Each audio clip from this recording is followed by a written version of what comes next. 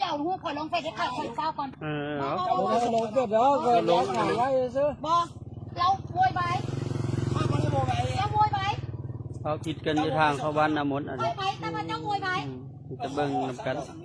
ว่าเขาจะตกลงกันได้บอกเขาได้อะไรก็บอก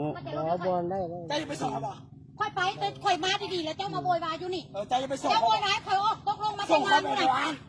ส่งค่อยตกลงแต่พูดหน่อยว่าค่อยสิมาส่งเจ้าดีๆส่งไปห้องเจ้าเมาแล้วค่อยสิมาส่งเจ้าบอกไปส่งค่อยบ่เท่าแม่บุญญาณรถไผรถนะบ่รถผู้ใดรถค่อยเอารถกระยานก็ไม่ค่อยให้เรามีคดีค่อยเมาบ่ใจจะมาอย่างกับบ่แต่ว่าเจ้าบ่ไปน้ำค่อยก็ได้ไปมาบ่ครับหรือบ่ค่อยครับค่อยสิครับแต่ว่าเจ้ามากระเจรถให้ค่อยดีๆเอาบ่จะเฝ้าเด้อไอ้บ่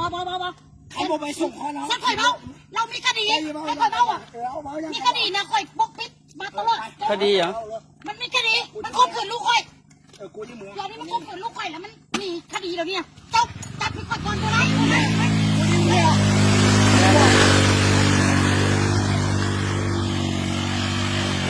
หยุดตัวแม่ก่อนโอ้ยหยุดก่อนแม่หยุดก่อนแม่หยุดก่อนโอ้ยกับตำรถกูเนาะเอากระเจี๊ยบหยุดก่อนไว้ทำไงกูขอโทษมึงไปมึงจะมามึงเบื่อเลย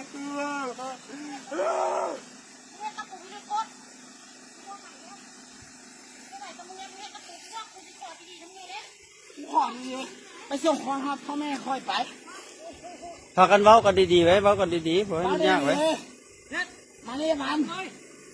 เอาจะเฮ็ดกันจะเฮ็ดมาเพราะบ่อยากจับคนนะนี่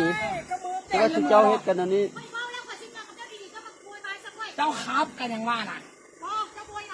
แจ้งฆ่าคนตายได้ไหนโอ้โหเราเจ้ากระเจี๊ยบใช่ไหมเดี๋ยวลุงเราเอากระเจี๊ยบมาเนี่ยเขาเมียนให้เมียนกระเจี๊ยบเอาบุฟ้าไปเว้ากันก่อนข้ามเราจะไปน้ำค่อยบ่เว้ากันก่อนไปส่งพ่อแม่ค่อยแล้วกันแล้วนะบ้านมาเรากระเจี๊ยบเรากันเลยกระเจี๊ยบก่อนแม่โอ้บักนี่แล้วโอ้เอามึงมีระเบิดวะ